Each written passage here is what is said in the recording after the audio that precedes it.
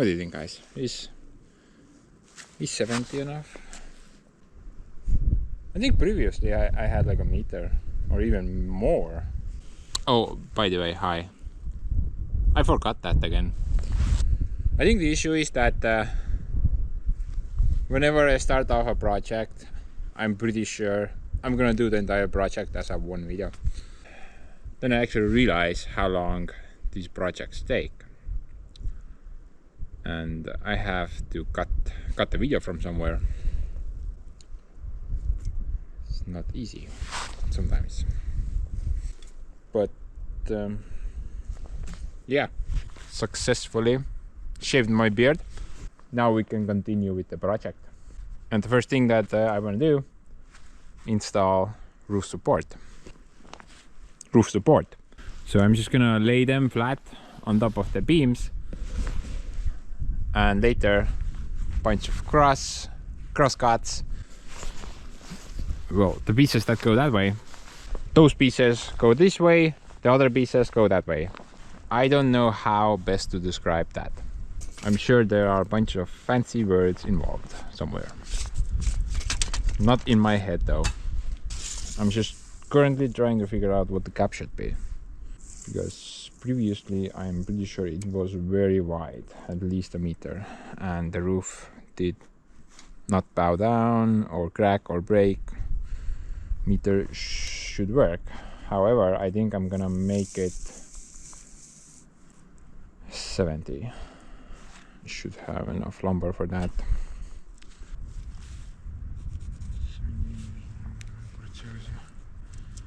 65 ja siit võtad jälle 70 ja siis läheb edasi niimoodi.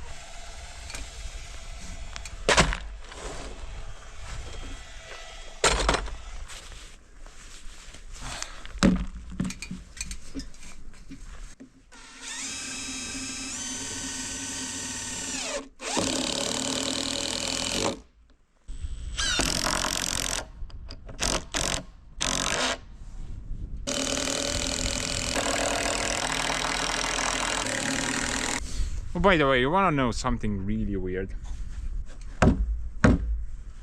It hasn't really rained. At least for about 11 hours.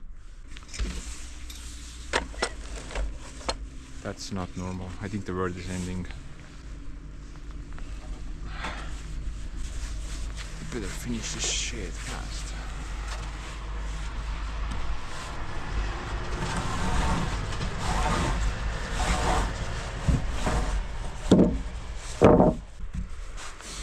I wish these things were a bit longer.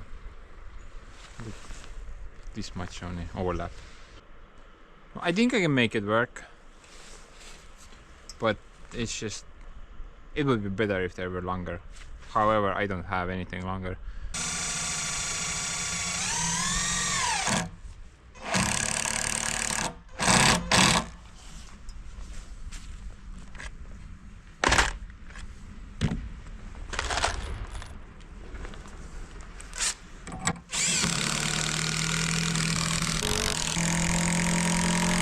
So I know that these L shapes are probably undersized for this setup. However, I mean basically all of that, it's reclaimed materials. So I'm just gonna use them up. I think it's fine for this build. Shouldn't be a problem.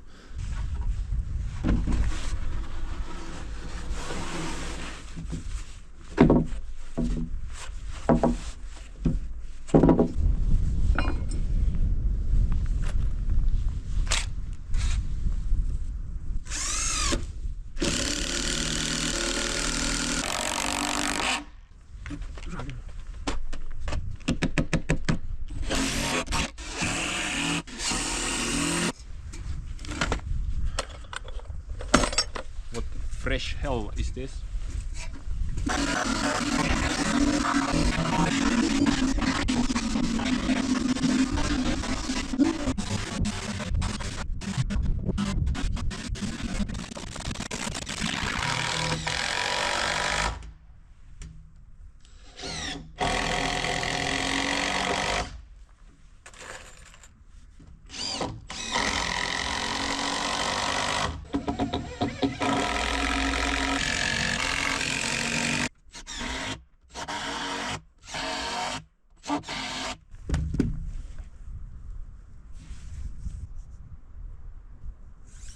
That's just unreal.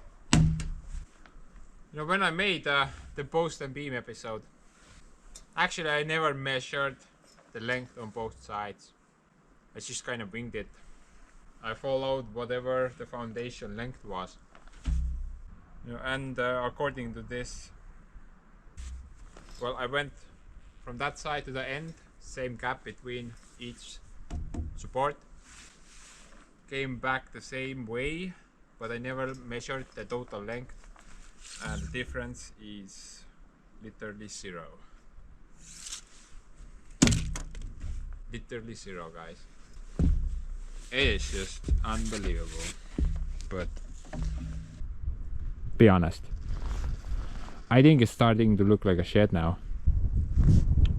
Yeah, definitely starting to look like a shed now, no doubt. So next up would be to make sure the wind does not blow me off from this joint. But after that, I'm thinking those pieces, roof supports number 2, whatever you call them. Now I'm planning to use 2x2s, 50 by 50 millimeter. The sucky thing is that as of right now, I think I have none. So I think it's like 10 AM right now. So let's go make some.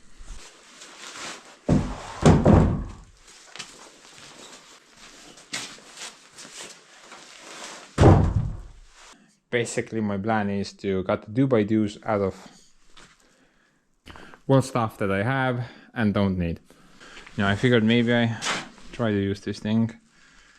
However, and probably the big bandsaw would be like 10 times faster. It's kind of dark outside, can't see anything though.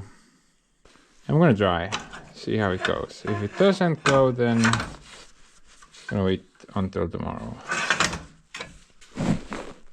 Okay.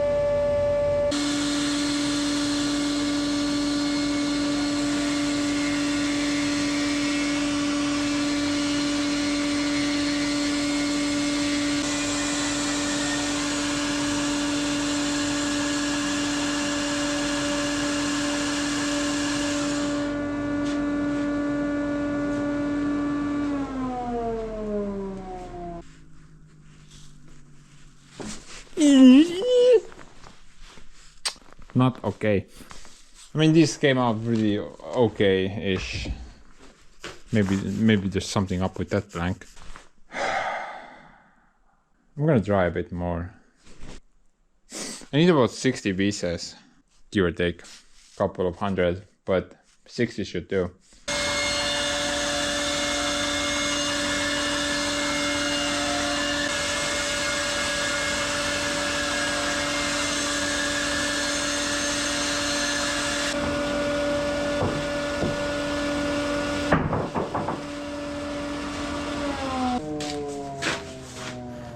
You know, man, seems to work fine. At least the lumber I have up there seems to cut it pretty okay. I'm not really sure what's up with this wood. I mean, check this crap out. Was cutting sort of fine, and then all of a sudden, WDF, bro. It's just kind of wanted to go sideways. I don't know. You know, maybe this is some special wood. Maybe this wood doesn't identify itself as wood. Perhaps it thinks it's a shampoo bottle. You never know. And apparently, lumber can do the same. So, guess I'm using that as shampoo. Luckily, I got buttloads of 2x4s up there, which I can nicely cut in half. Can't believe I cried last year when I was making lumber. Like, why in the hell do you need so many 2x4s and 2x6s? I guess that's why. Now we need it.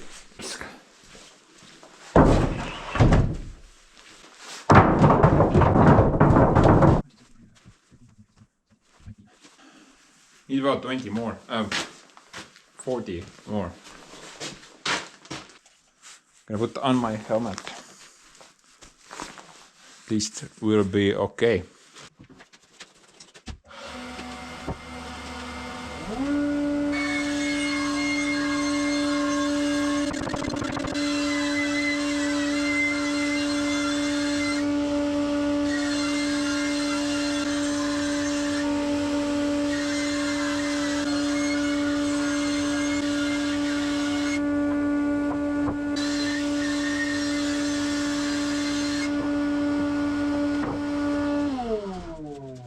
See guys, it's easy to make pints of 2x2s. All you really need is well, you gotta make pints of 2x4s first. Everything else is irrelevant. I'm not drunk, guys. I'm never drunk. I'm just high. Hi, Lob.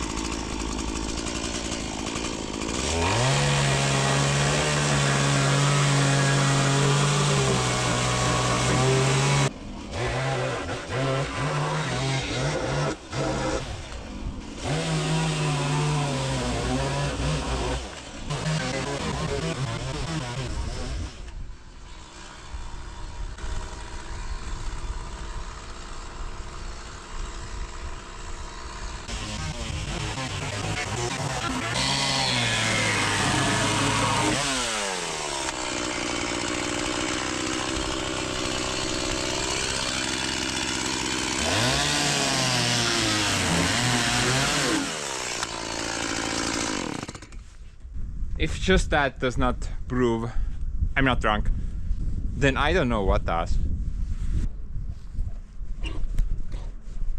Hi. Oh, I said that, right?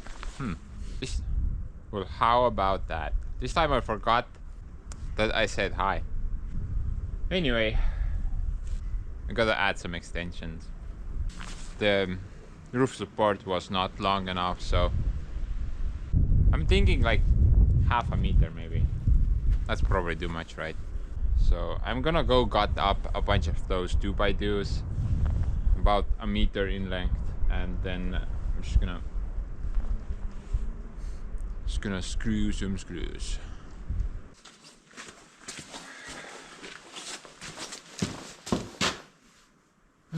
Wow. Yeah.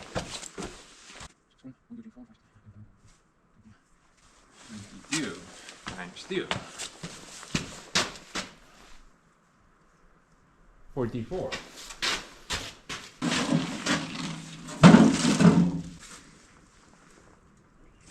There.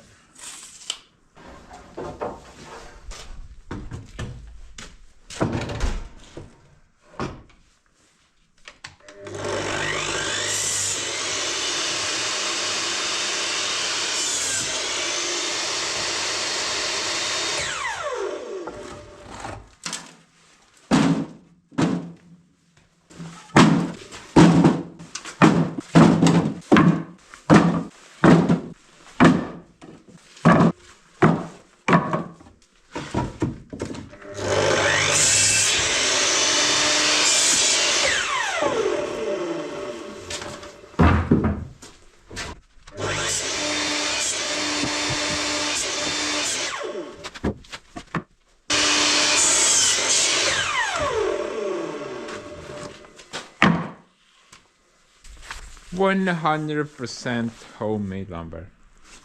I love that. That feels so good. I'm just surrounded by homemade lumber everywhere, basically. Homemade lumber, homemade, everything is homemade lumber. That's just a great feeling, you know. Homemade lumber is the best feeling. It's better than sex. I'm thinking like 50 is definitely too much. I mean, look at that. That is too much of a overlap. It will look weird. 30 should work pretty good. Plus the panel itself will have some overlap as well. So the panel situation, I forgot to mention it in the last video. The glitch that I talked about.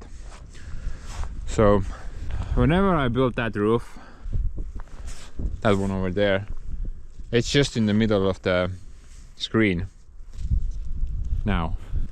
But when I built that roof, I did have a bunch of panels left over. And luckily I can't do math, so I bought extra. And I have just enough left over, not just here, actually in the barn as well. But I should have just enough of the gray panels to do 2 laps from start to the end. But that's only gonna give me about 3.2 meters of cover. That's about the same length as the support is up there. Well, I got it shorter, it's probably like 3 meters now. But that means I'm gonna have like this much overlap on each side, which is too little. That's why I wanted to order a bit more panels, so I could add the third row. And the third panel doesn't need to be as long as that one. Sadly though, there is a color difference. I wanted gray, but the company told me, well, they produce these panels in Poland or Lithuania. They're basically the same country, so no harsh feelings, guys. I love you both. But it doesn't really matter. The panels are pretty much the same. However, they could not get me the gray color. They told me that first chance possibly is in January.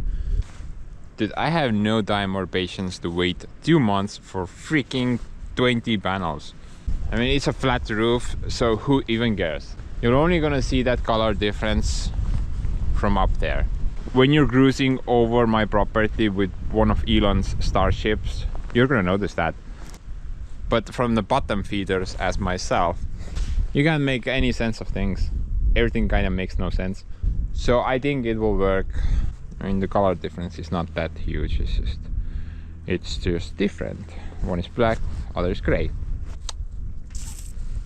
No.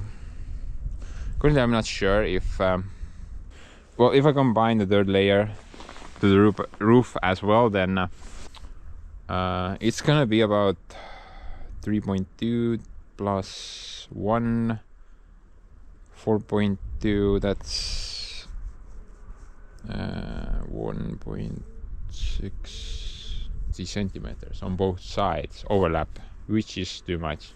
So either I'm gonna cut the third panel, or I'm just gonna make the overlap between the panels slightly bigger. Yeah, probably that is a lot easier than cutting these panels, although they are asbestos free. So cutting them is not really a problem. You just need to wear your helmet.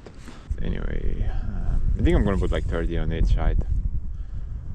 Then it shouldn't be a problem, honestly. Well, we had like 4.2. Let's round that up to 4. So that's basically 3. Yeah, the 30 is gonna work just fine. I'm just gonna do 2 of them. That's all I need right now.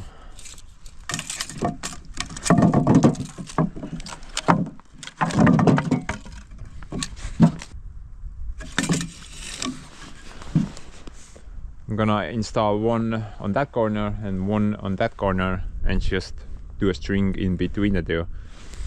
Then we can nicely install the rest at the same position, roughly. And I'm gonna add a total of 4 screws for each connection. So the main holders will be those 2, and basically those 2 will be like backup situation. But considering I'm gonna have a lot of them, then even if some break, I'm never gonna experience any catastrophic failures on this shed. That's just out of the question. Oh, by the way, homemade lumber. Morning wood is taking off again. Such a weird thing to say.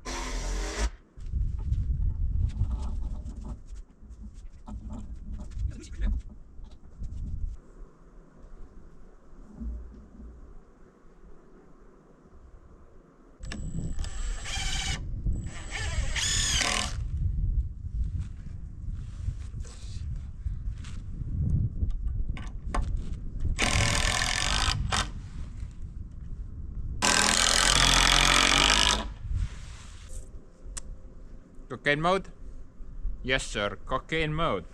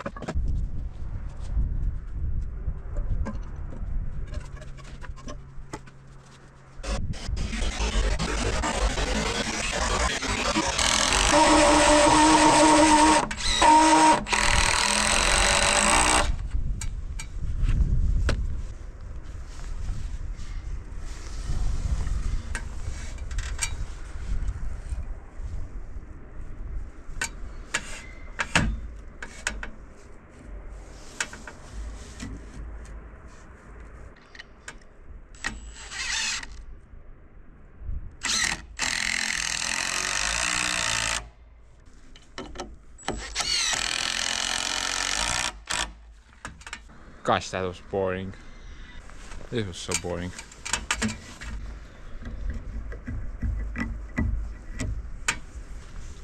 Luckily not for you guys, I hope.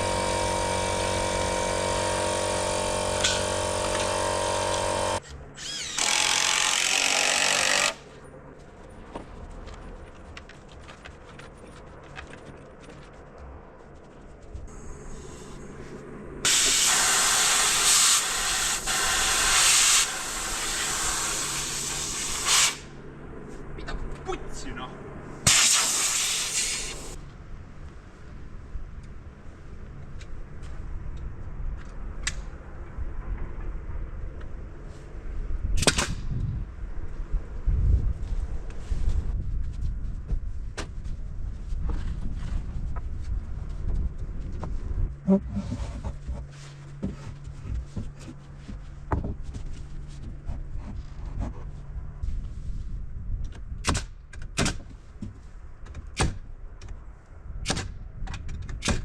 kus õhku?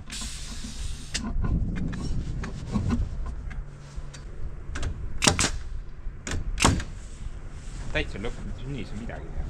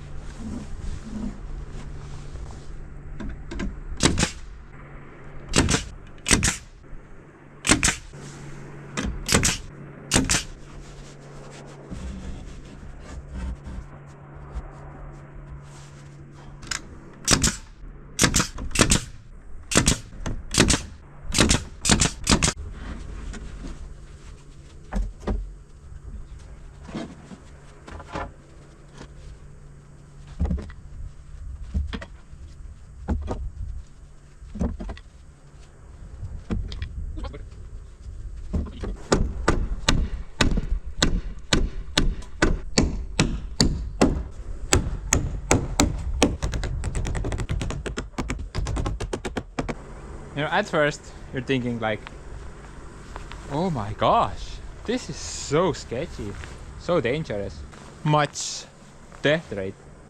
Well, yeah, you're correct, very sketchy. However, you kind of get used to it after a while. There was this job site I did once. It was this high roof.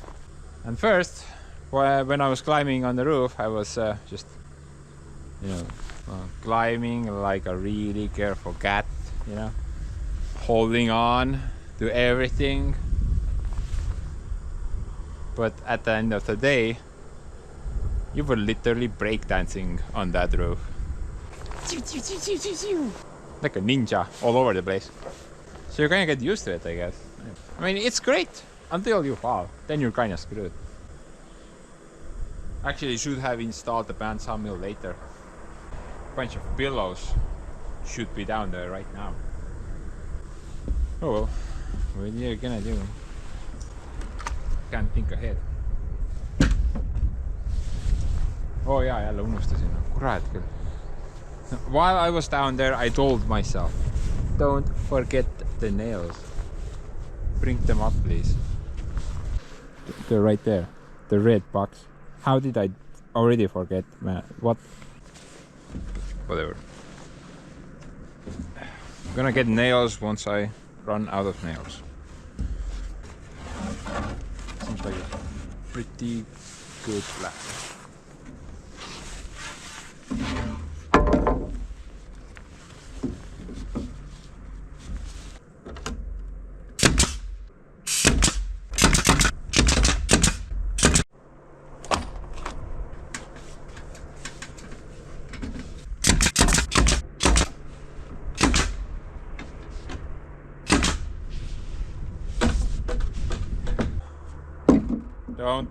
Don't fall.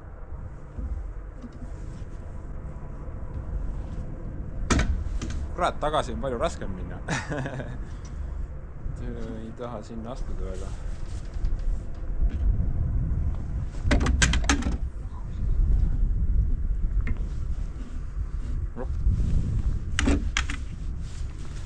Quick loop-de-loop.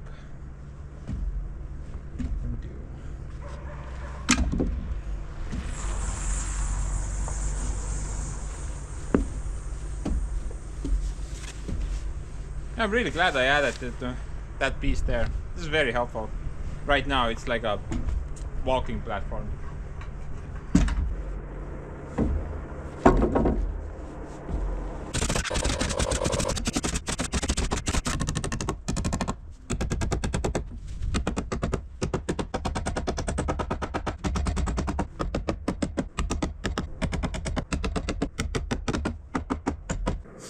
You know what, guys?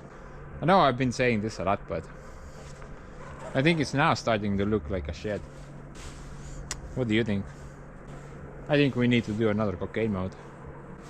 Oh, by the way, if you noticed the little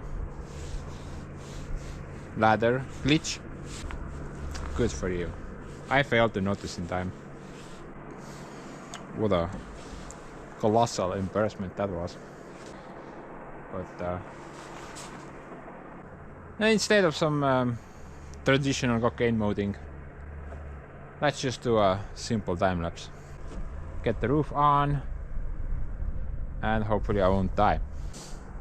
That is a decent goal to live by. Let's get to work.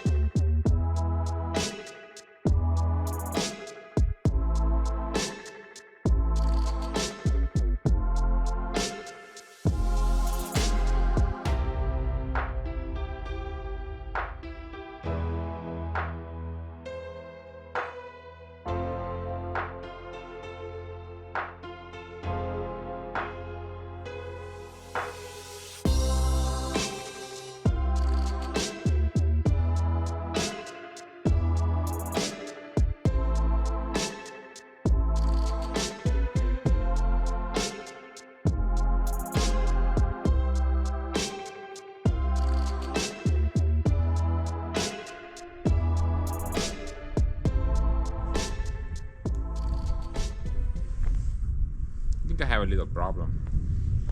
Little math related problem.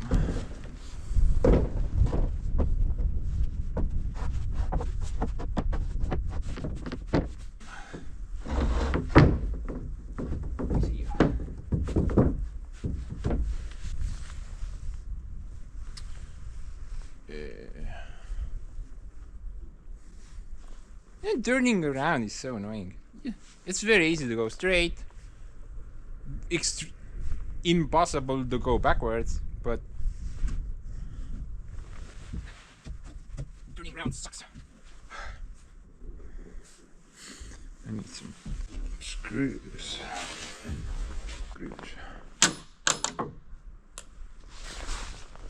Huh.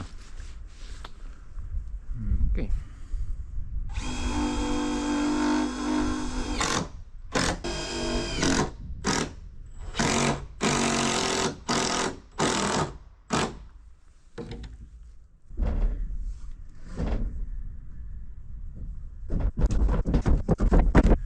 Oh, don't mind me, guys. I'm just taking my roof panel for a walk.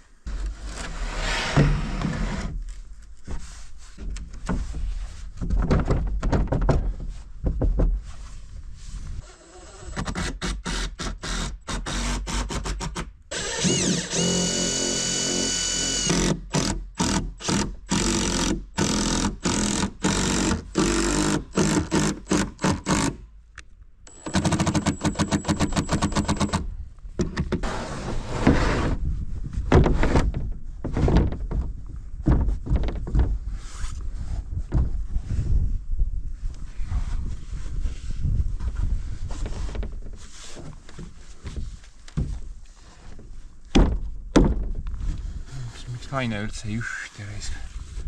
Mis see tähendab? Ega ma seda suruda ka niimoodi peale siia häldida. Sest ma ei tea, isegi 2 asja ilusti. Ei ole vainest lapse mööda kõik. Aga ei ole lapse kaks naist. Guys, I think I've made a mistake. Yo. You know the overlap from the sides. I think I did a bit much. I laid the first row nicely down, but the second row doesn't want to fit on top of the first row now.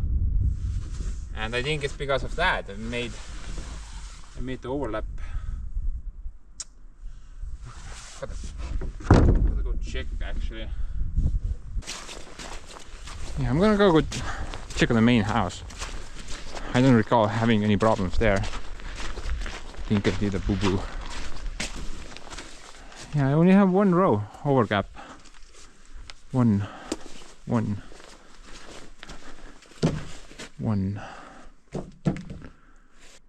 And here I did too. Man, what a moron. Pants sucks. So I'm gonna quickly fix this. Give me like 2 seconds.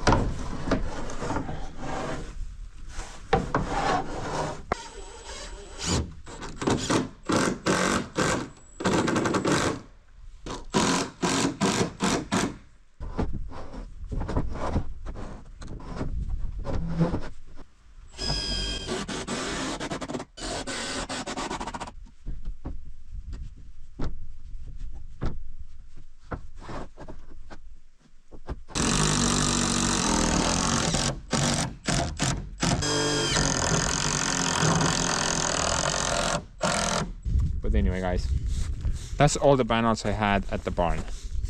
Now the panels that I have here, which were on top of the lumber before, I would say half of them are still in one shape. The other half though is broken. Well, they are broken into smaller pieces. However, I'm still planning to use them. I just need to finish this row. The final row will be made out of the black tires.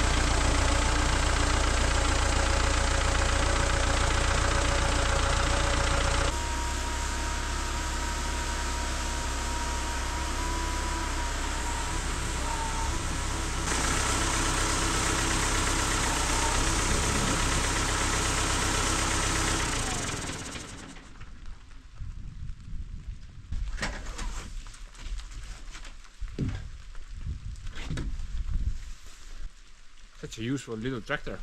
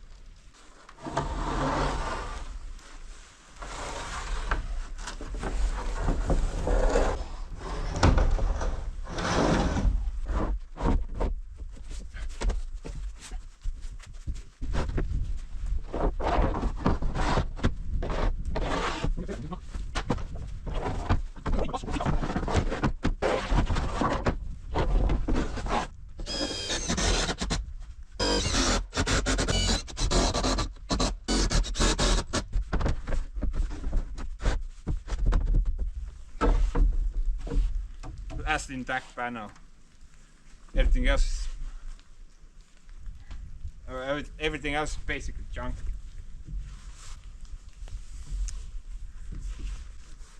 But gonna make it work.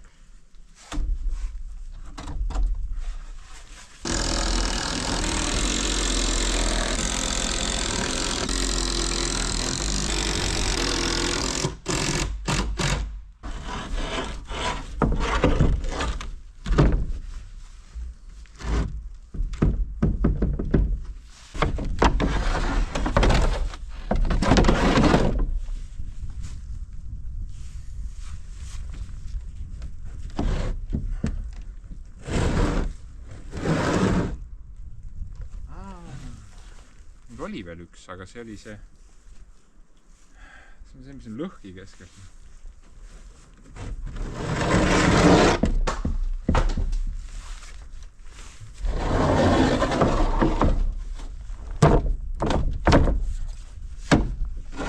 See ka sobib.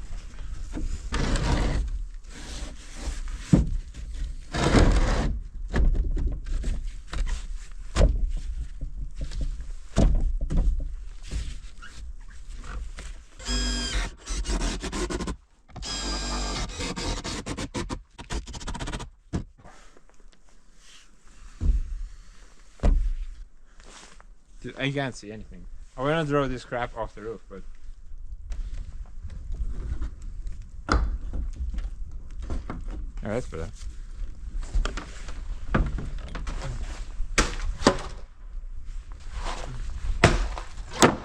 Whoa, strong.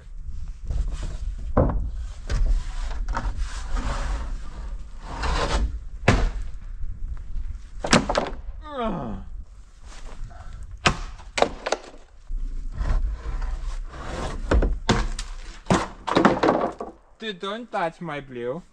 That is not okay. Anyway, guys.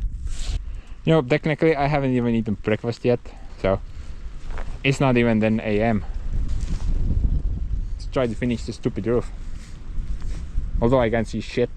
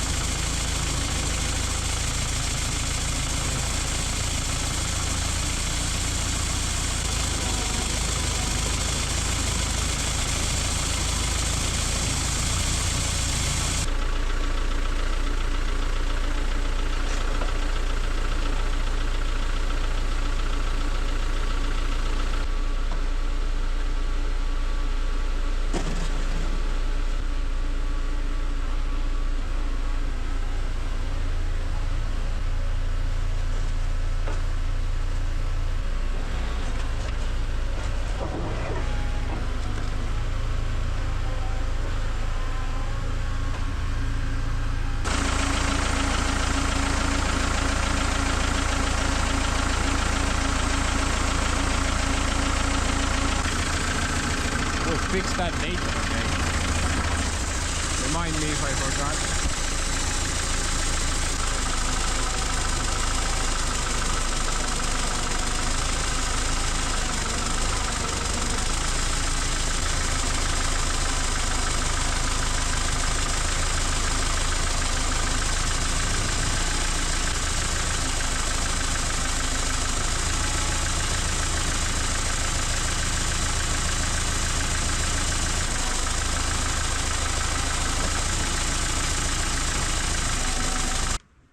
And I think I ran.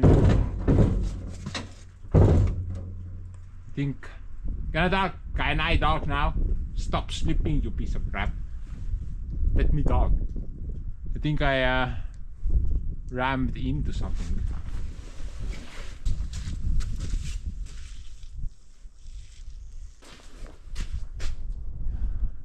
Guess I just feathered it.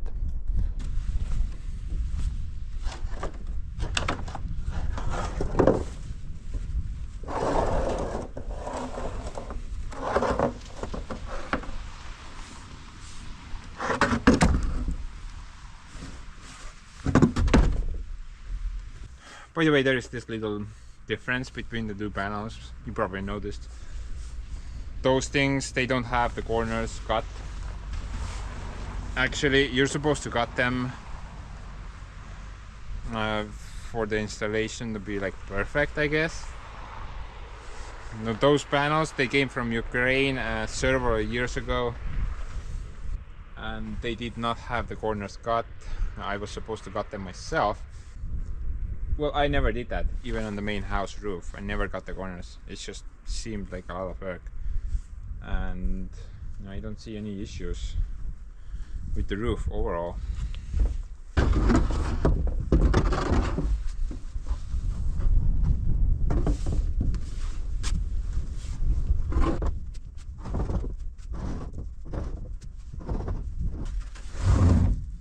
And I do hope the wave profile is the same at least. I never checked that. How much would it suck if it's not? I think it's the same though.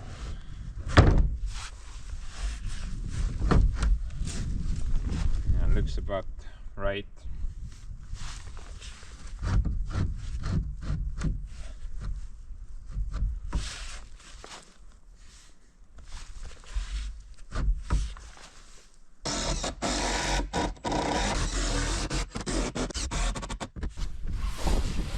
I was never able to understand why the corners need to be cut.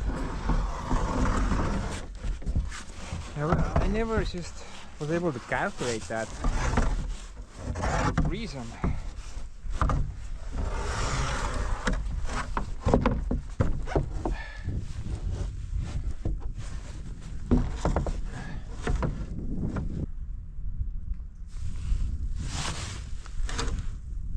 Why?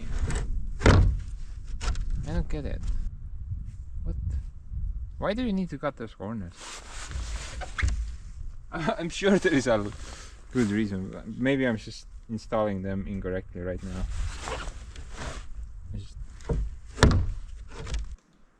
Man, I am unable to calculate this with my 5-minute gas station math degree. I just don't get it. Maybe I went to the wrong gas station. Should have gotten my math degree at Hooters.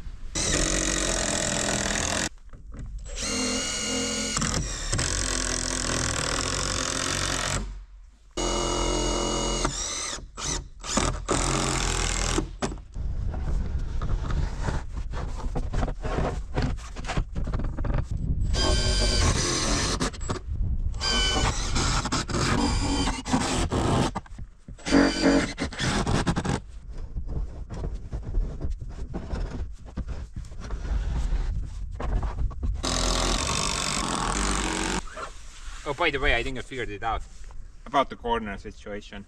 I think it only comes into effect, I mean the usefulness of it, when you lay the second row. Well, imagine if the gray panel has the corner cut as well, then this would nicely basically go flush with this panel. Right now it's just kind of sitting on top of this panel, but if this corner was cut as well, they would mate or something. Mate perfectly. It always puzzled me, but actually makes a lot of sense. But yeah, let's quickly finish this roof. I'm hungry. I wanna go have my breakfast. Captain Crunch awaits.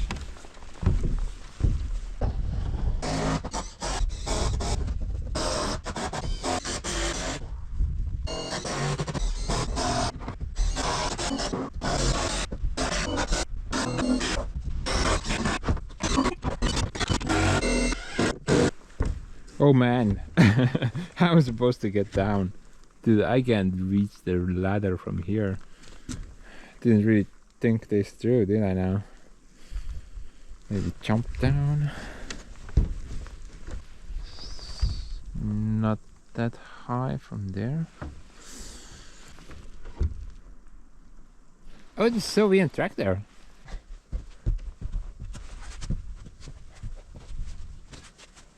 Sorry, tractor today. How about that?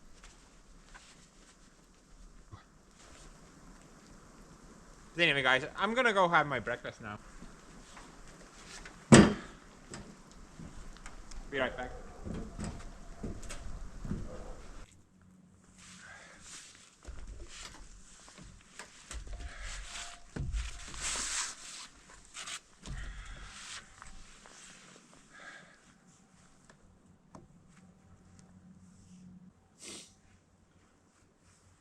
How about that? It was just raining a couple of minutes ago. It's just amazing how things can turn. But you know, I think the roof came out great. I think this is a pretty decent roof.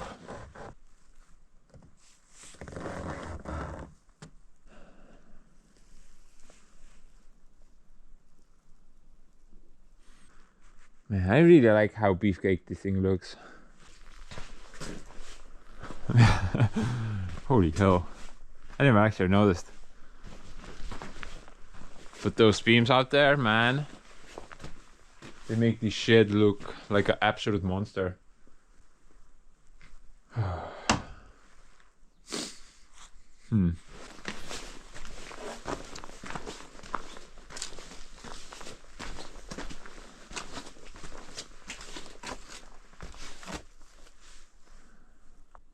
I think this roof will serve me for a very long time.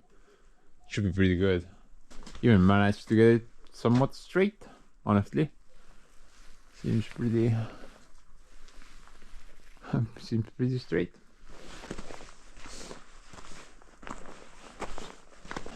All my hard work paid off, man. I'm actually really happy how this came out. Now we just gotta hope that the concrete corners will hold. Probably a lot of weight on these corners. Good thing I hammered in those pylons, right? That should definitely help. But anyway, guys, we gotta stop chit-chatting. Still got mountains of work to do. First things first, I'm gonna get the old blue out of here before the thing crushes my new roof.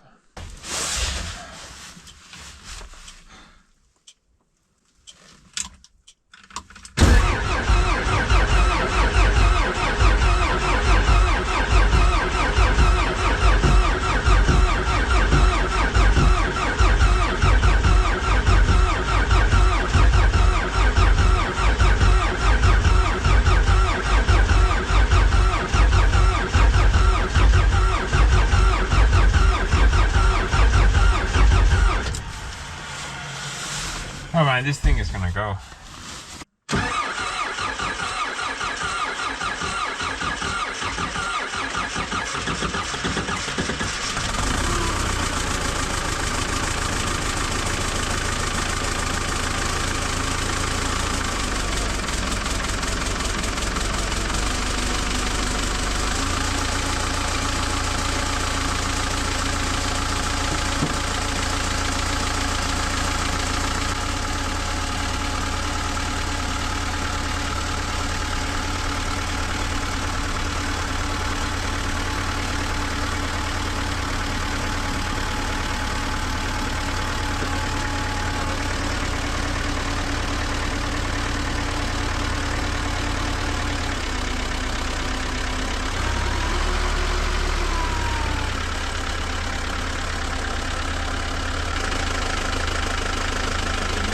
to bow down.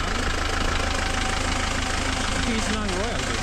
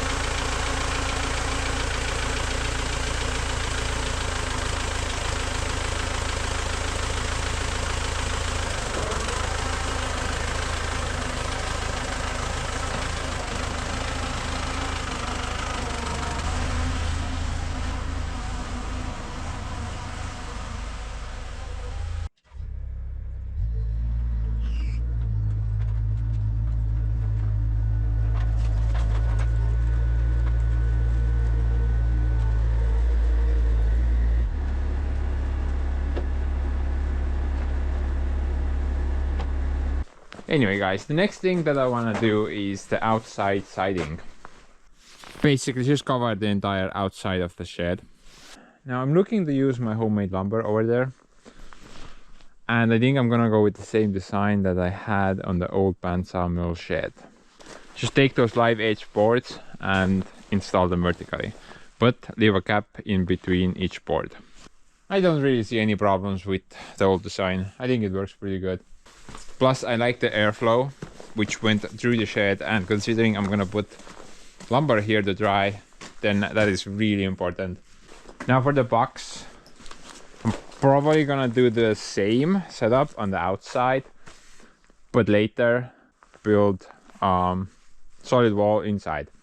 We'll focus on that a bit later. Right now, let's do the outside siding first.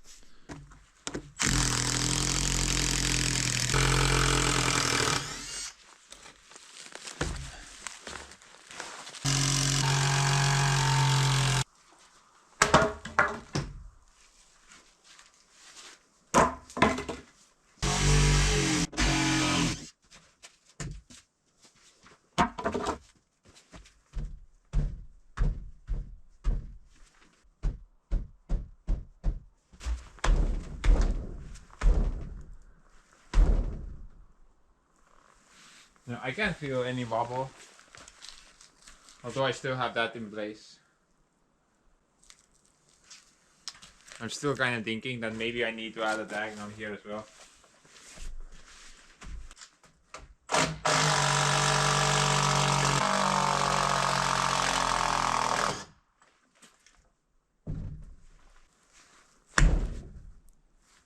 No wobble whatsoever. I don't feel anything, at least.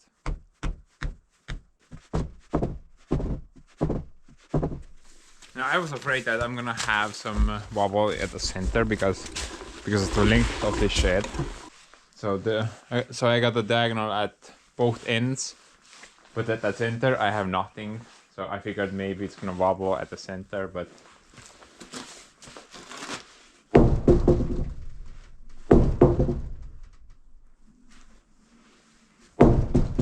honestly, looks solid.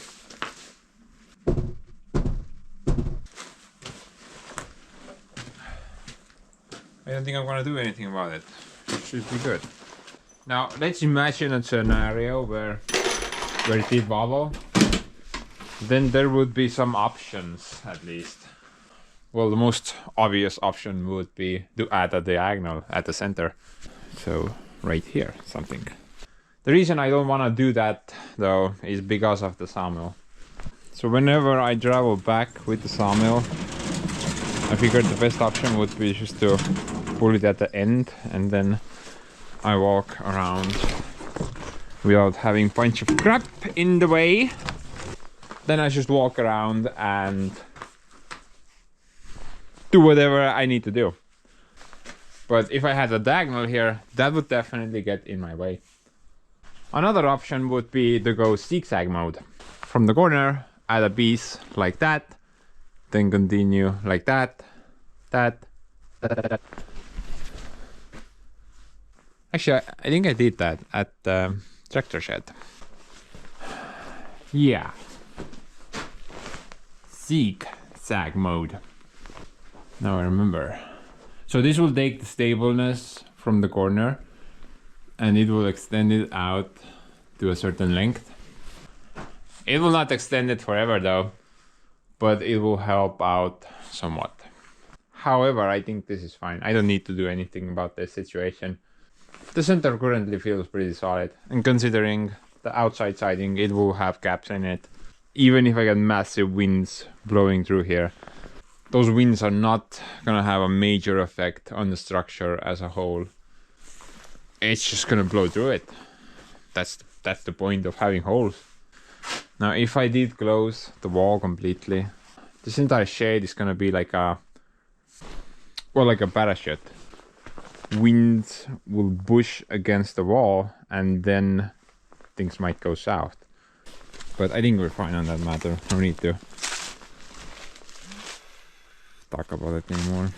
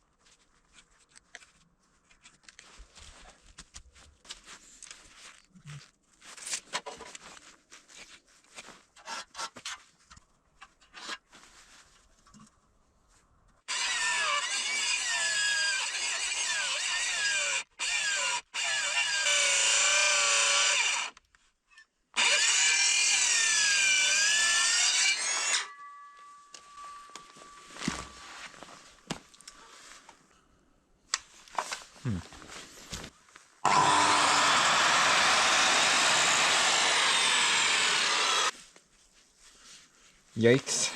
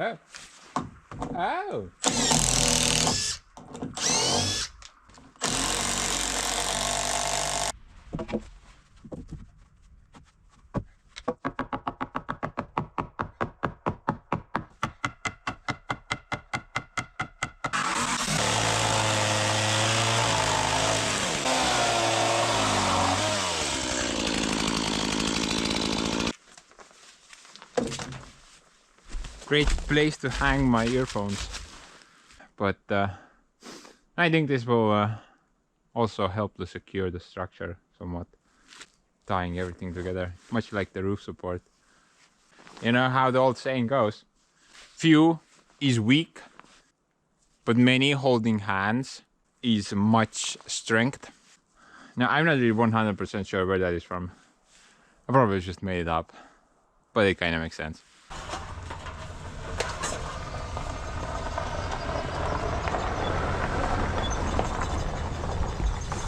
But anyway, let's continue before I fall asleep. Oh, by the way, I want to know something funny. Super Sister. So Super Sister Borscht has some problems, and tere, kuidas ma selle peale õigeks saan? Julata sinna ju, kuidas ma...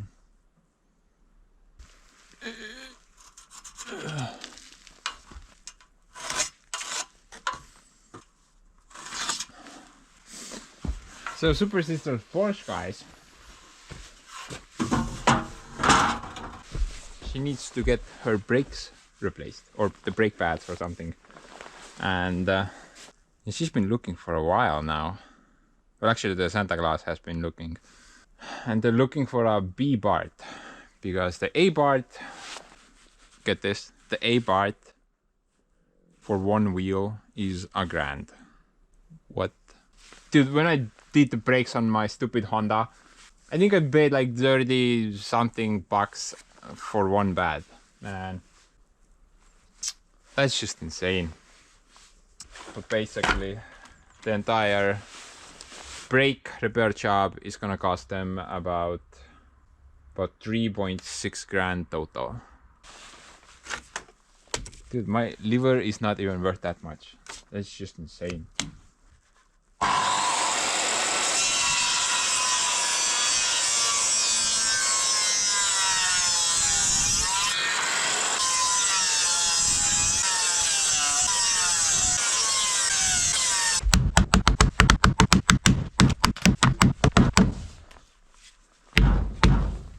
Actually, the Honda is a really good car. More on that later.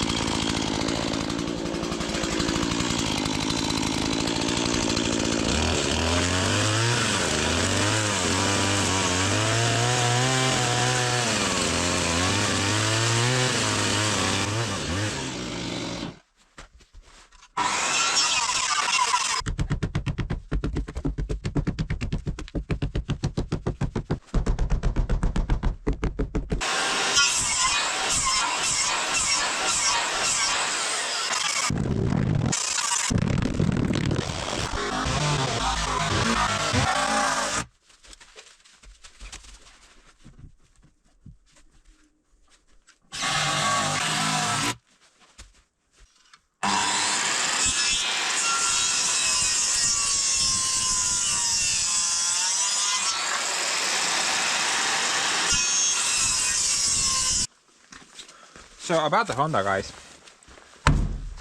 it's actually been a pretty good car, just like I said.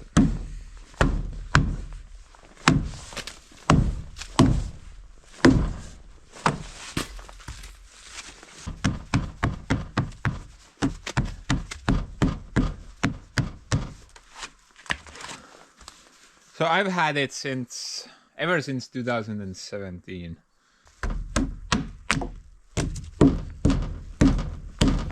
And overall, up until this day, I've done basically, first thing I did was replace the front left stabilizer or control arm, whatever it's called.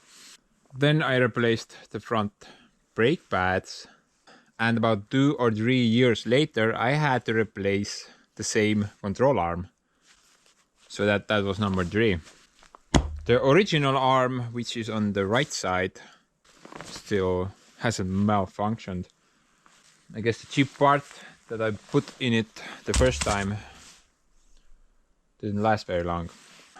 But other than those three things, I have done nothing on the Honda. The thing just seems to work.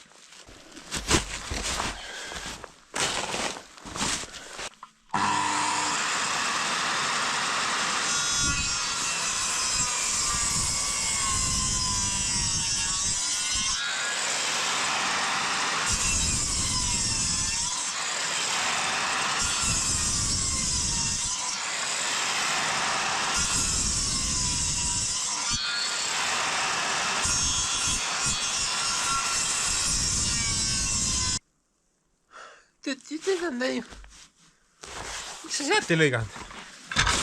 Räägi jobu. By the way, guys, before I got the Honda, I've actually owned 2 more cars. One of them was a joke, the other one really good car.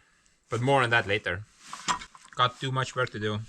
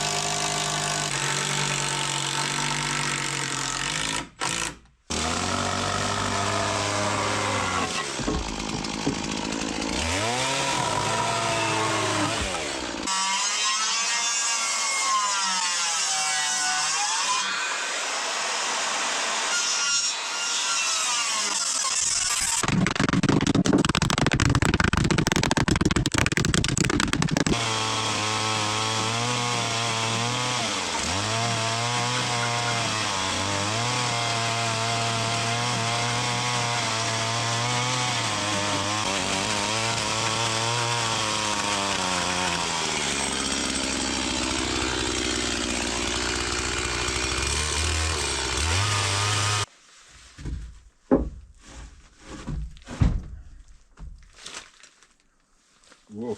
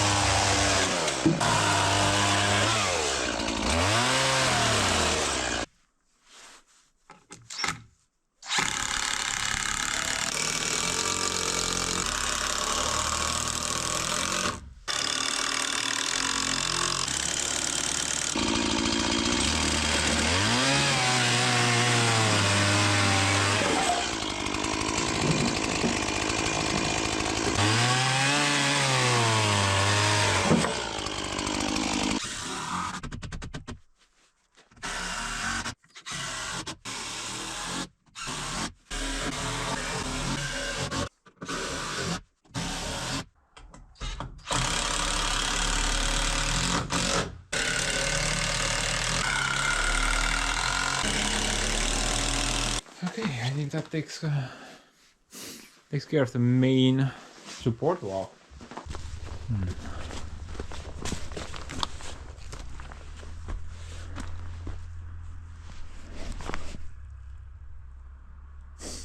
Straighter than my face, but it will have to do. Now you may have noticed that I only have 2.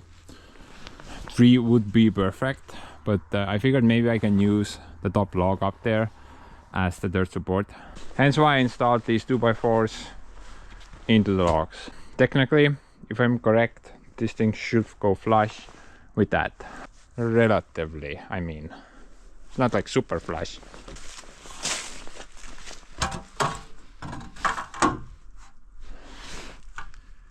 Steer new gap, contact, and what? Almost contact. I think I was lost for words. I was pretty sure the gap is gonna be at least a couple of miles. That's actually pretty good. Check it up from here. Pretty much the same here. I think it's good enough. Should be fine. As for the sides though, I don't have that luxury. So I'm thinking once I start installing some siding boards, I'm gonna figure out something up there separately. Shouldn't be that hard. But basically next up is covering the sides and the back.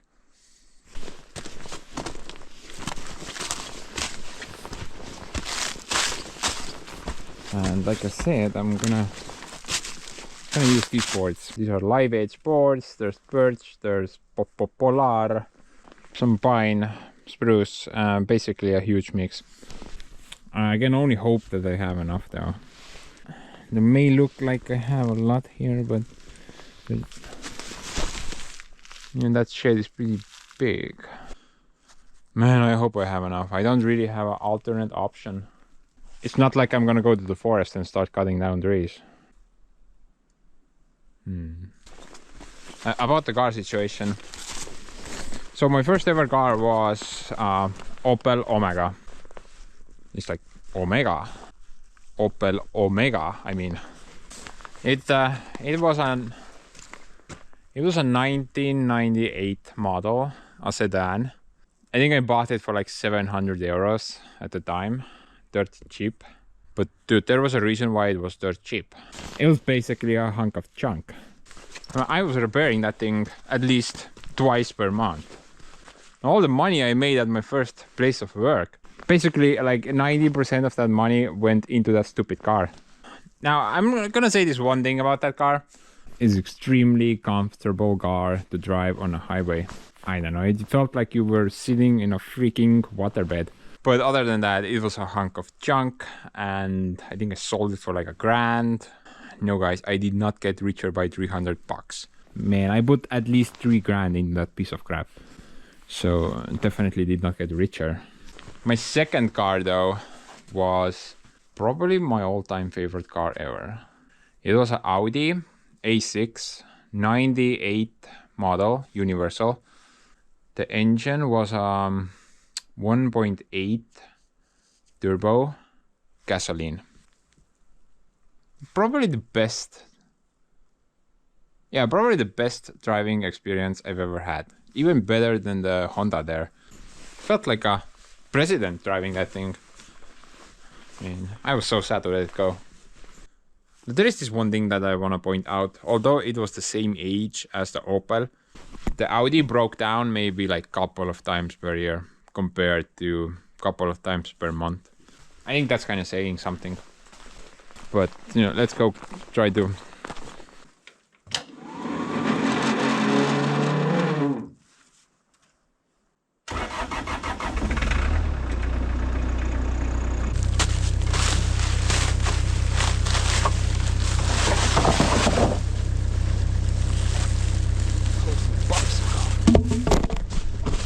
Sorry.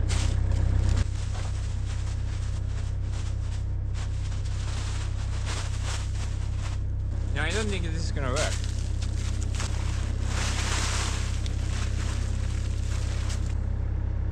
I think I need to get it from this end.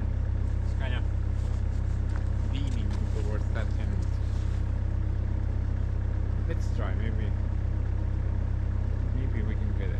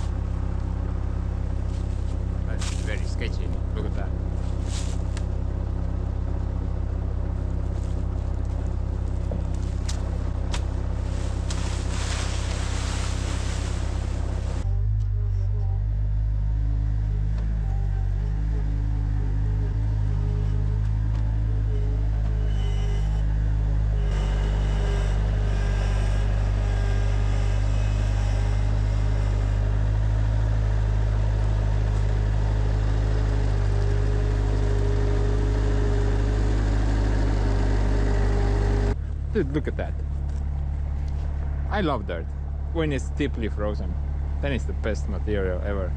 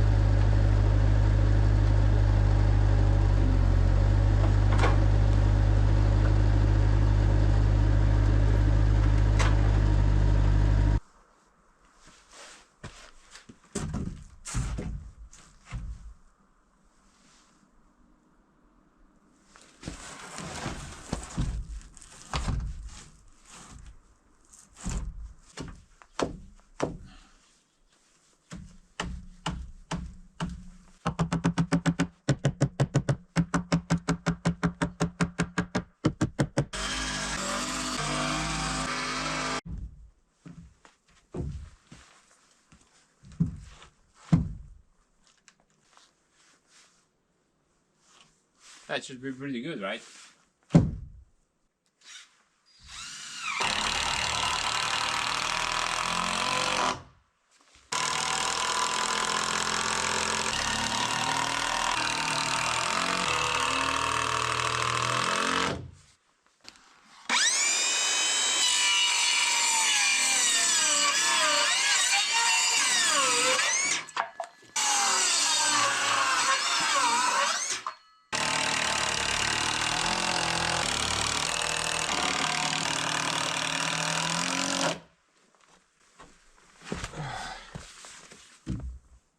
I think I need a lot of screws.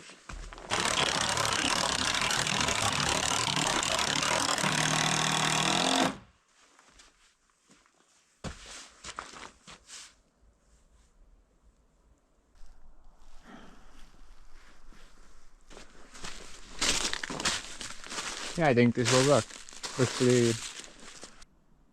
Looks pretty cheap. But man, why not? It works. I kinda like it. Now the bottom part, I'm gonna cut that flat later. Basically, after I finish the entire outside siding, then I'm gonna cut the bottom off. But I'm gonna try to get at least the top pretty much flat. It's kinda annoying to cut that later. But dude, I like that. I think this will look pretty good once finished. I'm gonna try to do as much as I can today. Basically until I run out of patience.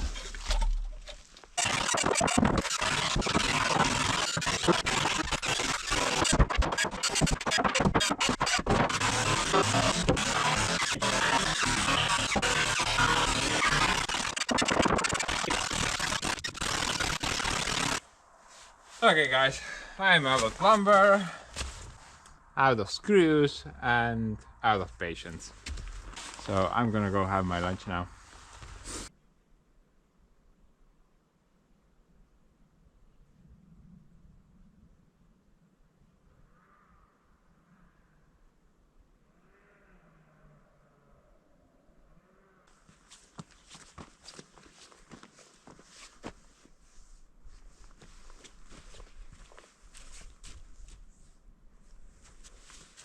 I really like it.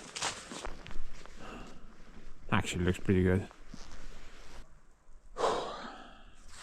What do you think? You know what? I think I'm gonna make the firewood shed pretty much similar. Just not so long. More like a square. But I think this this design works pretty good. It's just a simple shed. But let's continue, still got buttloads of work to do.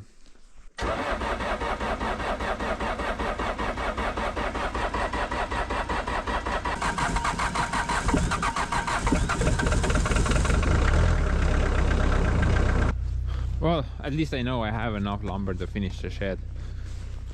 However, if I want to make the firewood shed pretty similar, then I definitely need more lumber.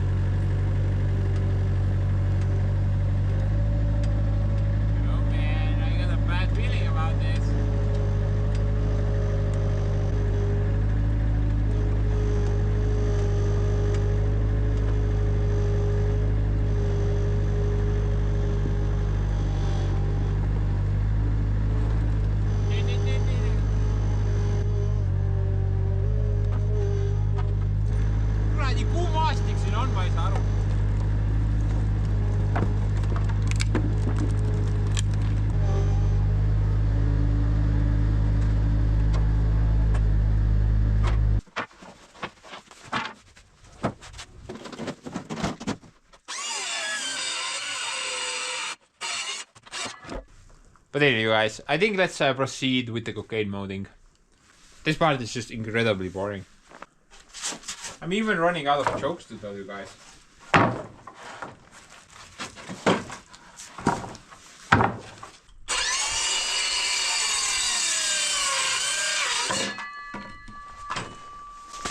Get it? I hope so, because I sure did not get it.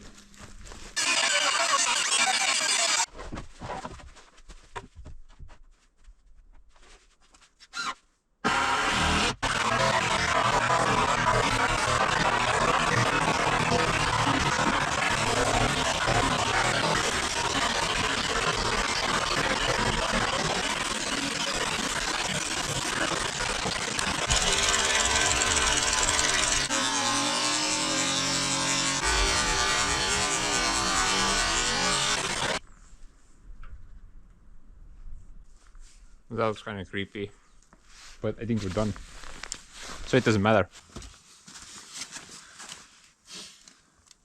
I wonder how big of a cap would be a good cap. What do you guys think? Maybe like 10?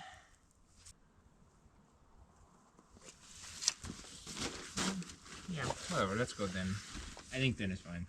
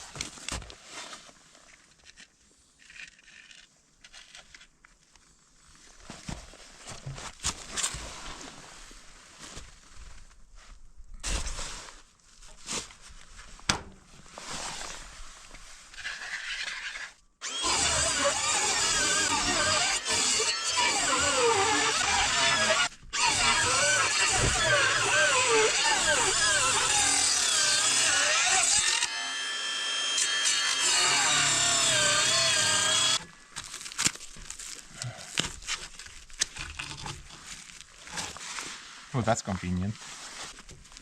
Who's the moron who put that cable there?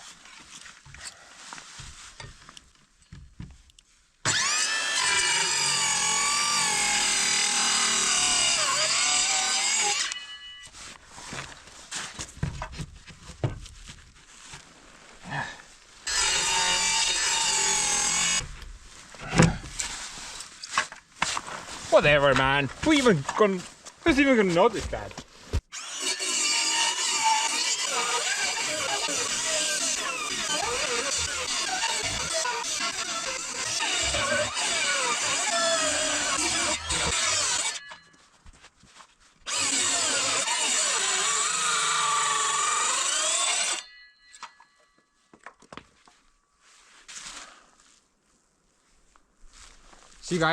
See guys what I have to deal with here. Install a couple of boards and the sun is like, okay, well, bye-bye, you clown. See ya, never, bro. Dude, it's just so annoying. It's just the worst. I hate it so much. But what am I gonna do? Nothing much I can do, actually. Well, there is this one thing. I could move to Mercury. At least there, on one side of the planet, it's always sunny. It's always daylight. Maybe Elon can take me there one day. But guys, I think I'm actually gonna wrap this one up. Now, I know I said I wanted to finish this, but kind of getting long now and still have a lot of work to do. At least we got the roof installed, plus the siding finished. That alone was a lot of work.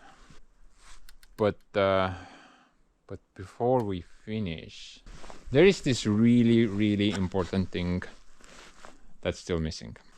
It's part of the roof, and I figured I'm gonna fit that into this episode. Can you guess what it is? It's currently extremely important, and I don't know what will happen if I don't install it. Have you guessed it by now? It's basically part of the roofing system and very important. I'm gonna give you a couple of more seconds to figure it out. No more hints, by the way. Rain gutters. Yeah, those things. Before we wrap this episode up, I wanna install the rain gutters on this thing. I don't know if I can get any sleep at night if I don't install them. Just, I don't know how. So let's just do it. Now, in addition to the rain gutters, I actually want to set up the rainwater collection system as well. However, there is a small glitch. Honestly, I don't even know how that happened. I'm just kind of guessing here. I'm a pure moron. That's how it happened. So my little water box here. Yeah, I did not drain it out. It's kind of frozen now. Oops. Oh, by the way, it gets better.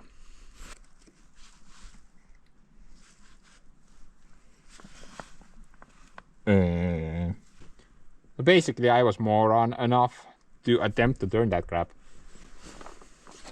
I was literally like, oh, it's moving. Must be the valve. Doing a bunch of and then suddenly, yoink.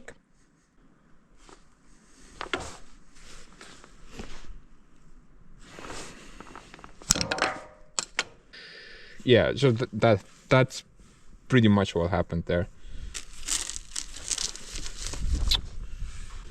And luckily there's not like a lot of water here. I'm guessing it's about it's about 75, 25. It's about 50 liters total. So somewhere there. It's completely frozen right now though. 3 days while I was working on the roof. I had plenty of time. 3 days, man. Every day I forgot to drain it. That is just pure stupid. So basically, I don't think I can fix this valve. I think. But I do want to use this box for the Sawmill rainwater collection system, and I do plan to put it there. So during the nice seasons, rainwater will nicely fill that up, and I can use that water to wash equipment, wash logs, basically whatever I need near the sawmill. And I want the sawmill to be a permanent spot for that thing. However, I'm pretty sure if I leave it like that for the winter, it's just gonna freeze and pop somewhere. Well, it's already frozen, but it's not like super frozen. I think it's -5 right now, so it's still blocked though. But I don't think anything's broken yet. We might have a chance to at least rescue this container. So I'm gonna try to put this thing into the workshop.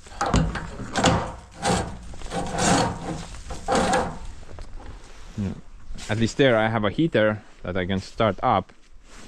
Maybe we can melt the water, try to fix the valve. And there were some other issues as well down there. Like for example, that's about to break off, and I think the weld broke there. The other part is here, so maybe I can fix those things as well.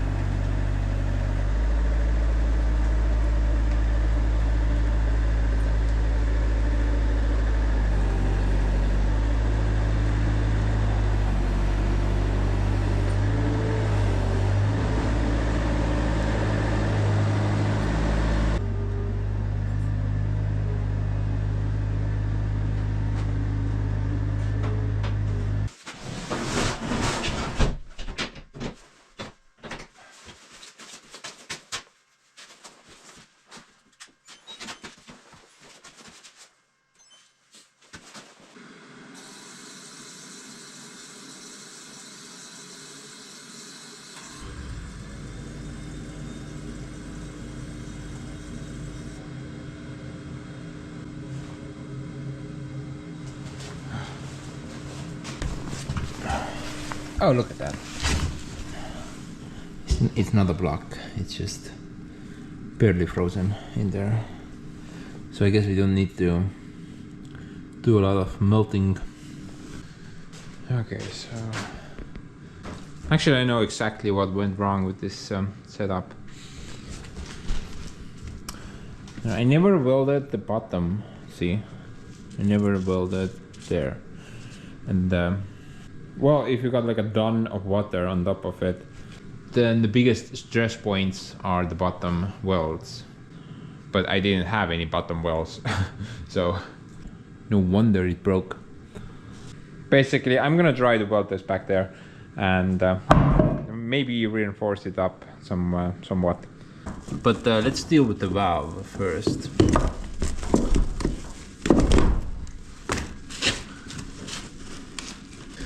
You know, I think I'm not even gonna bother fixing that thing.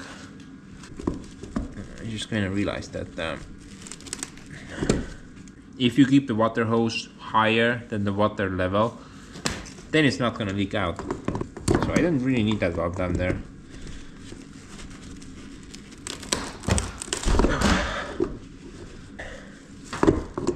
I just wanna see if it's open or closed.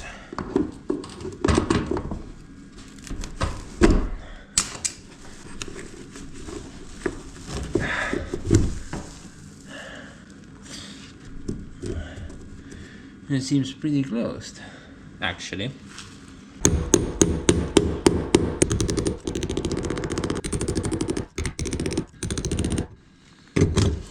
How about that? Water actually turns to ice. I always thought it was a conspiracy theory. Silly me.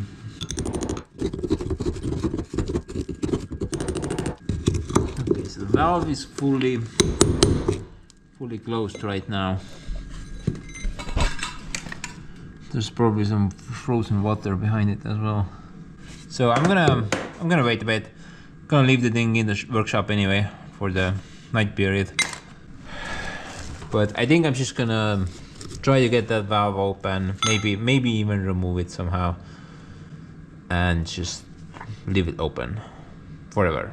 In the meantime, though, let's fix that up.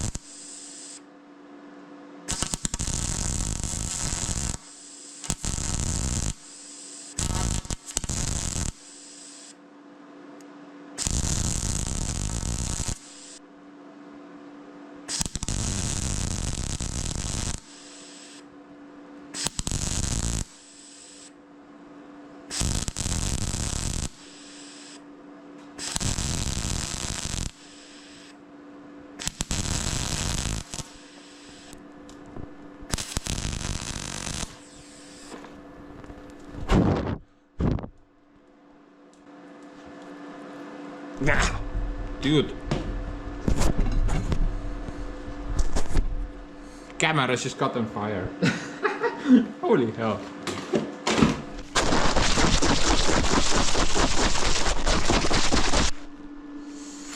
Wow. That's just insane. That's never happened before. Man, the camera melted a bit. Messed up actually. You guys got to see this.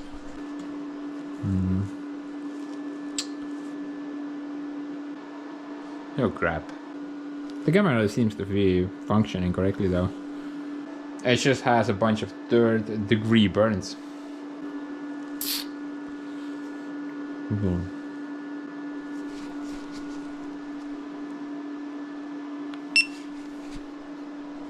So the thing that got on fire was that foam thing.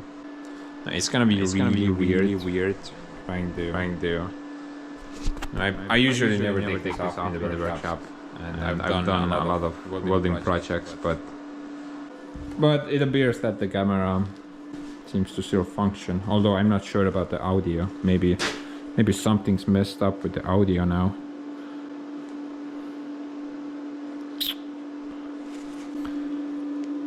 Pretty sure it should come off pretty easy.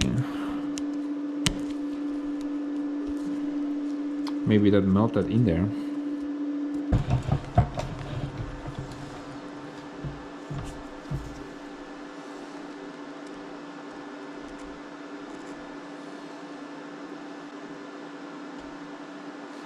Oh crap, I think that's the real screen over there, not the cover. I was pretty sure I had a cover on that. What? The cover is like supposed to be like that.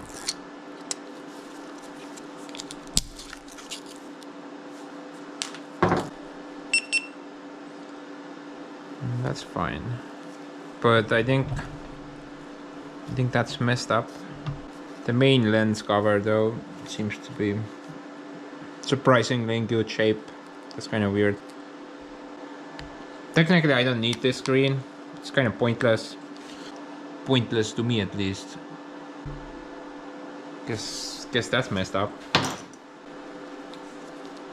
What is a camera without any war wounds, right?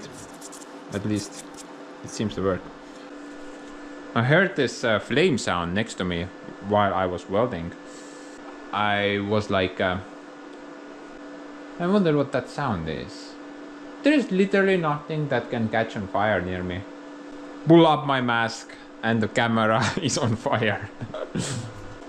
What a sucky situation that was. Put the camera a bit further away.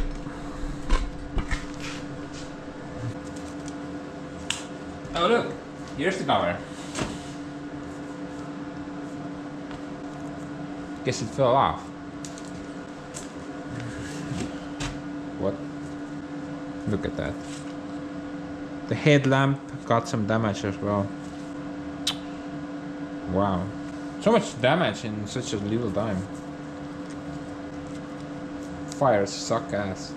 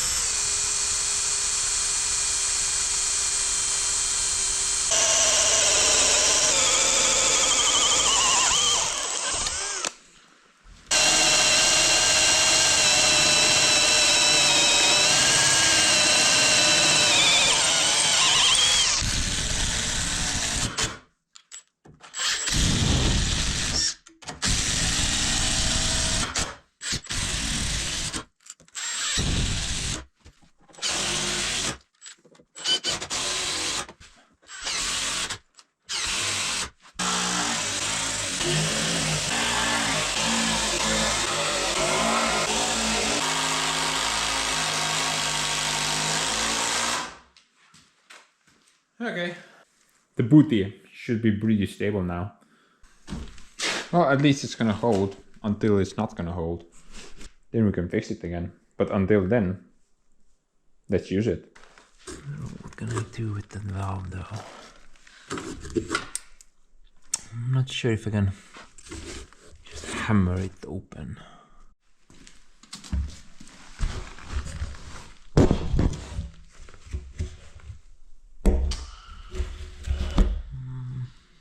Yeah, looks like there is some frozen crab in the hole there. So I'm just gonna wait for this cocktail to nicely melt up. You do your thing. I'm going to bed. Okay, what do we have here? It still looks like a cocktail, man.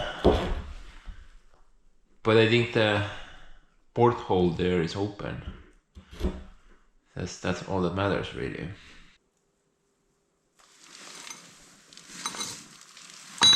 So maybe you can replace that part out. I'm not really sure. I don't think it's just screws out. I think it's either pressed in there or glued down somehow. Maybe you guys have some information on that.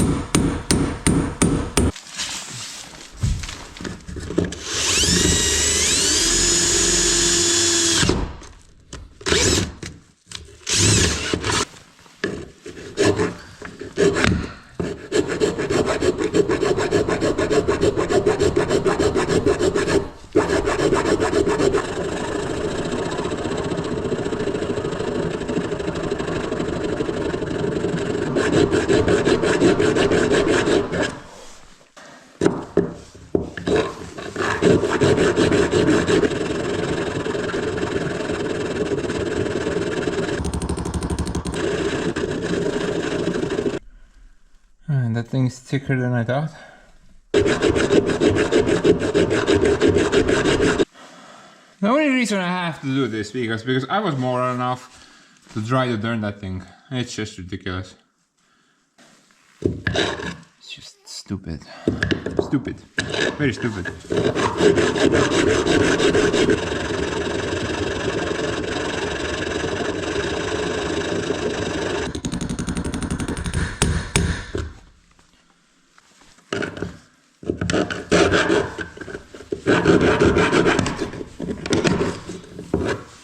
Finally! The gates of Mordor are open again. Hopefully it's not gonna leak.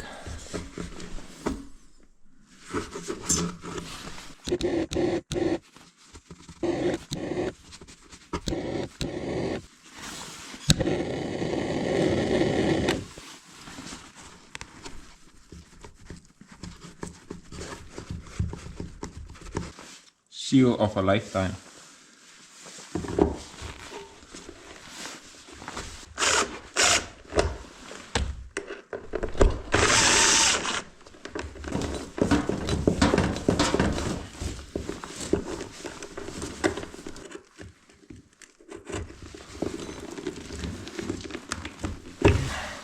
There was actually this one more issue that kind of bothered me. So this hose, when, well, it kind of went like that with time, and then the water flow would be very poor at this location if the hose was like that. This was due to gravity, and maybe I can do something about that as well, because that has been a bit annoying. I have to set the hose. I mean, I have to set up the hose some other way.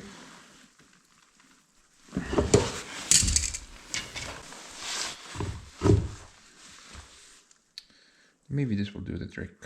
At least help out a little bit.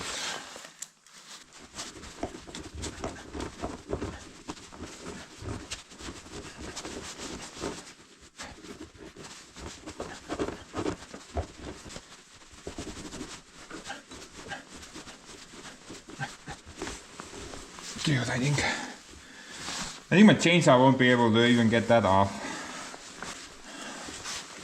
Should keep the pipe from collapsing. Now you guys told me that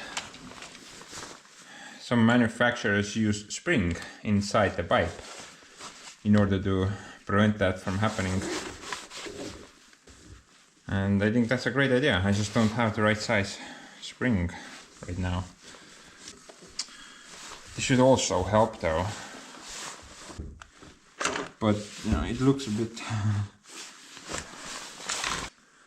I don't know, man. You know that when you're in a hospital and you're unable to be on your own? That kind of reassembles that situation.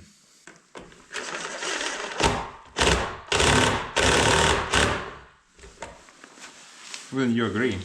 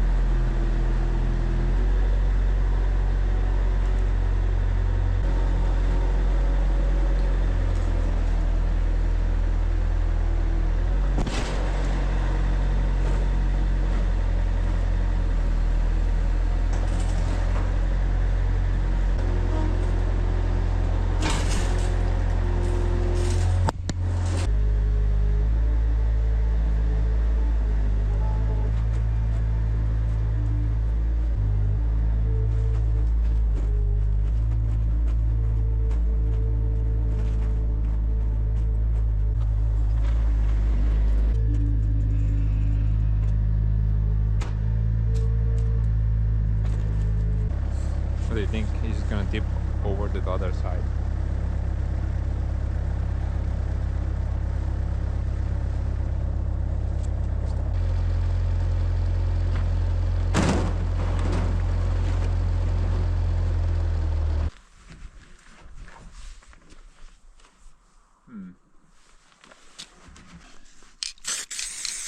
Oh, grab.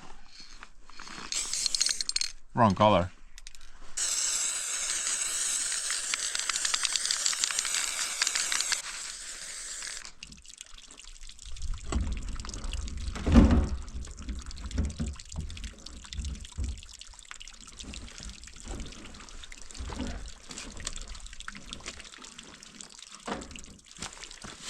Need to figure out on which side I'm gonna put it. So formally I thought I'm gonna set it on this side, but actually I'm gonna try to put it on the other side. I think it's just gonna look ugly here. Plus there's not much space. I mean, we got that secret Tarma hatch, station number 7 down there. So I definitely don't want to put it over that. Yes guys, I'm currently doing a Lost marathon. I'm on season number 3, episode 6. What a wild ride. What a wild, wicked ride. Man, I love that show. Lost and Dexter are 2 of my favorite shows ever. I have rewatched them countless times and I still want to go back. It's like a journey. I love it. But I think I'm gonna put the thing here. Clearly too little room there. Behind the trees, too far. Got like a perfect spot here.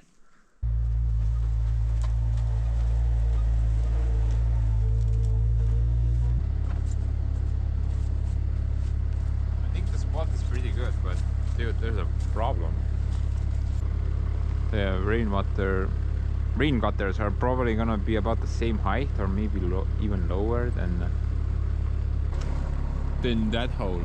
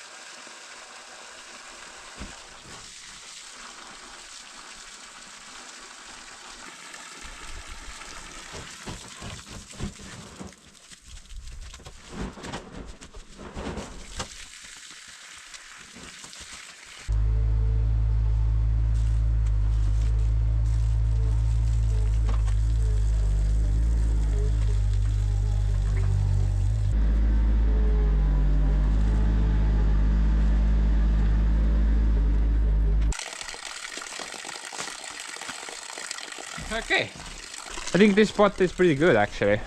Makes the water box very easily accessible. All I have to do is just get a pipe going from here to there. But you know, I'm gonna let this thing nicely empty its bladder. In the meantime, let's go set up that gutter system.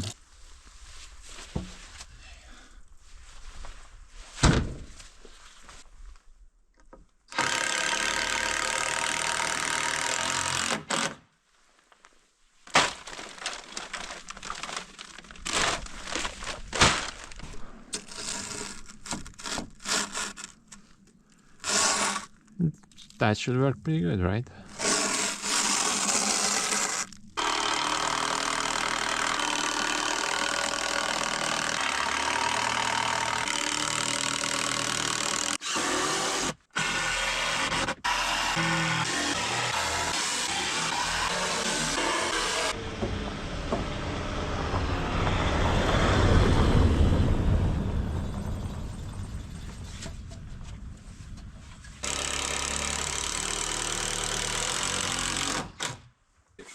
Such an odd feeling.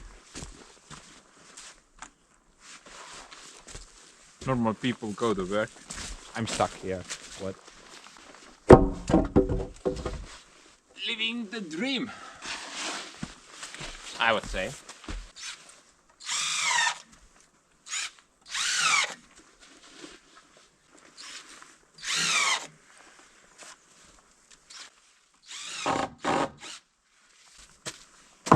By the way, guys, remember the place I used to work?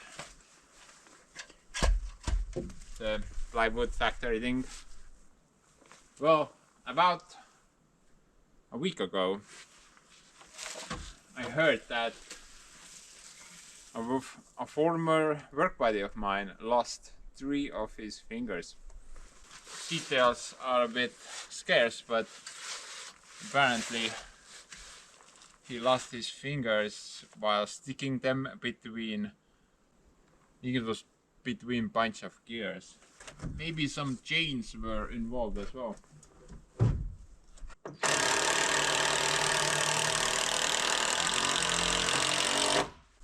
How much does that suck?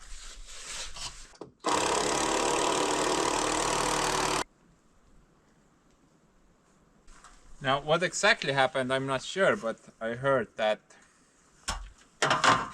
there was a problem with the machine and they turned it off, but they did not put a sign on it. You know, a sign that says people are working on the machine. They did not put that sign on, and some guys just flipped the machine on while the guy was doing something between the gears. So it's 100% his fault, I guess, because he did not put the sign on before working on the machine.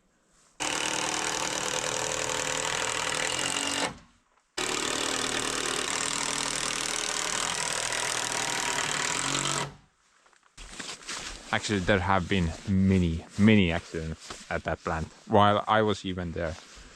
I'm gonna share you a very sketchy story soon.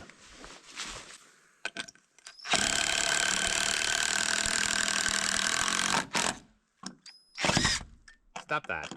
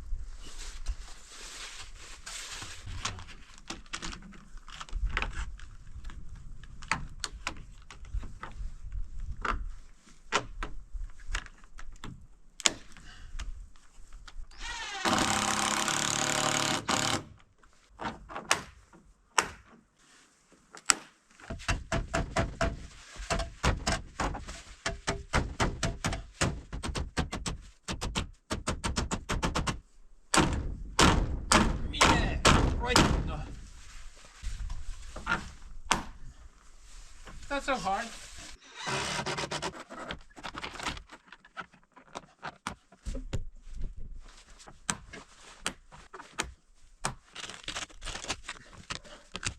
Yeah, pick it.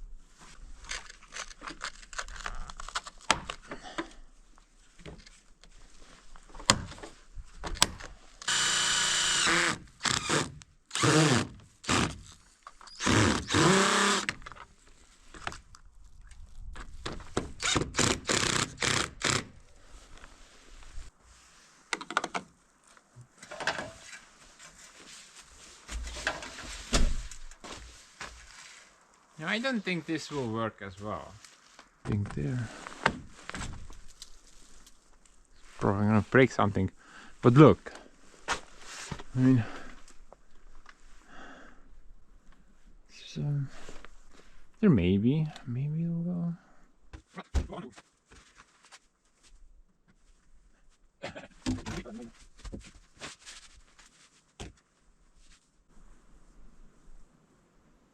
Well, technically, it could work, right? I mean, there is still a grate in there, and technically, I think it will work. But I think it's gonna look really weird, like. So I'm not really sure.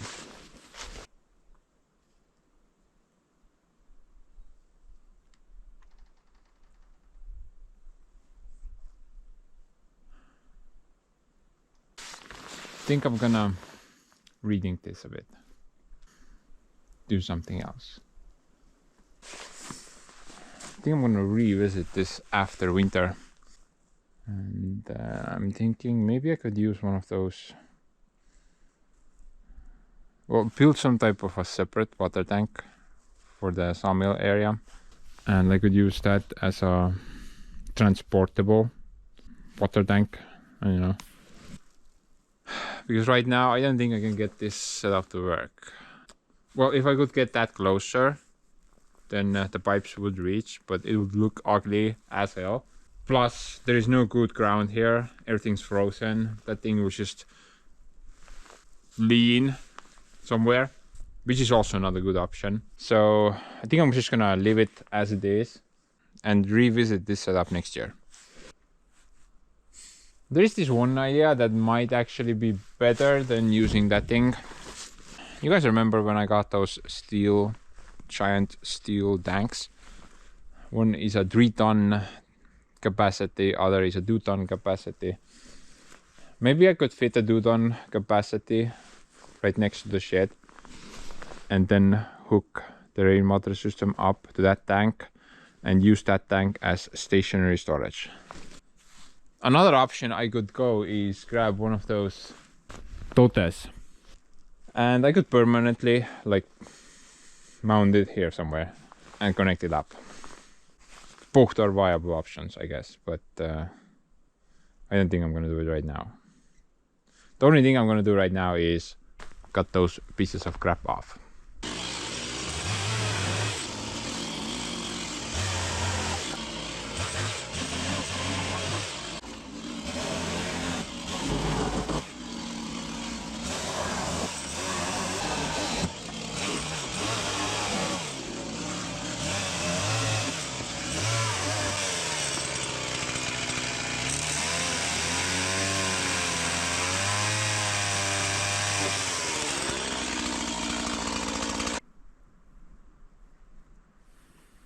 With a beefcake.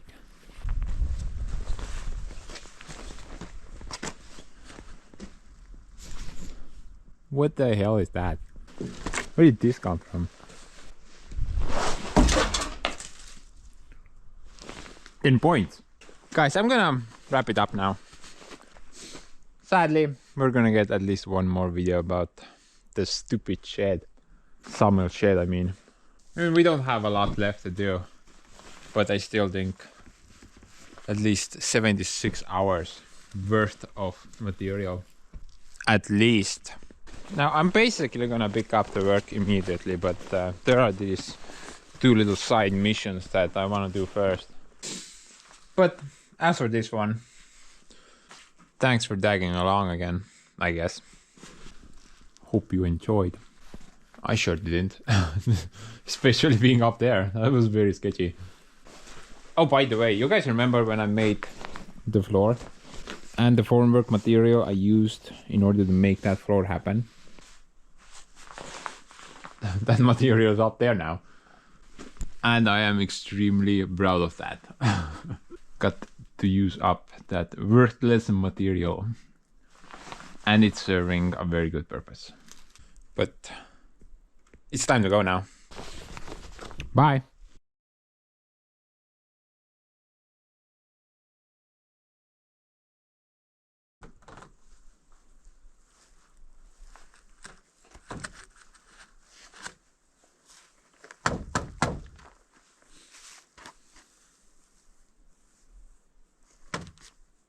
Oh, by the way, guys, I almost forgot about the little accident that I mentioned you. The little work-related accident. So basically, I was at work and it was night shift at the time. And there were these 2 foreign workers. They were working on a plywood press. So I'm immediately gonna ease your mind. The press had nothing to do with the accident, but it's still pretty bad. At the time I was in the workshop, I was repairing something because something was broken on some other machinery. If you did not know, then my previous job was I guess it was like a foreman or perhaps a shift supervisor would be a better description of the job. Basically, this guy was responsible for some stuff. I know that makes no sense, but let's just go with that. So like I said, I was in the workshop fixing stuff and this dude ran into the workshop screaming, talking nonsense, man. I don't know. The guy was talking in foreign language. I could not understand squat what the hell he was saying. I think he was from Moldova or something. Not important. About a minute went past and then this other guy came in who explained the situation. So those press workers, they were cleaning their station. When the shift ended and there's no next shift, they are supposed to clean their workplace, machinery and whatnot. And in plywood production, there's basically like 2 main machines. One is the press, obviously, which presses down the plywood sheets. And the other is the gluing machine. So in our case, there were these giant rollers. They were like about this size, pretty big rollers. Now the gaps between the rollers are very minimal. I mean, you can adjust them, but well, basically the adjustment goes from there to there. So it's extremely minimal adjustment range, and the gap is just ridiculously small. So somehow one of those workers, while he was cleaning the machine, he managed to put his hand in between 2 rollers while the machine was running. Oh, just imagine that, man. Those rollers are locked in place by bearings. They don't have any play at all. So you just kind of put your hand in there. What will happen to the hand, man? Basically pancaked one of his arms. Well, up to about, kind of hard to show you guys, but up to about that much. His hand was crushed and partially whatever comes after the hand. Oh, that must be really painful. The worst part is that I got to see his hand. It was pretty disgusting. Blech. But no life-threatening condition or anything like that. We got his hand out, and I did not see the guy for the next half a year, and then he came back to work on the same machine. His hand was, well, recovered, but some function was still lost. Now later, when watching the surveillance footage, clearly he was at fault. He basically was, when he was cleaning the rollers, he was cleaning with his hand. That is unacceptable practice. You should never do that. There are special tools for that. Actually, you don't even need to scrub the rollers. You just adjust the gap smaller and then spray it with water. The rollers will clean themselves out in that way. So why was he doing it by hand? Well, no idea. His fault, 100%. But you know, that's just one of many stories from that plant. About the fingers, a lot of people have lost them in that place. Luckily, I still have all mine. I never really fiddled with sharp machinery. I was mostly a keyboard warrior at that place, typing in a bunch of numbers and stuff. So I guess I was the lucky one. The lucky one who got away.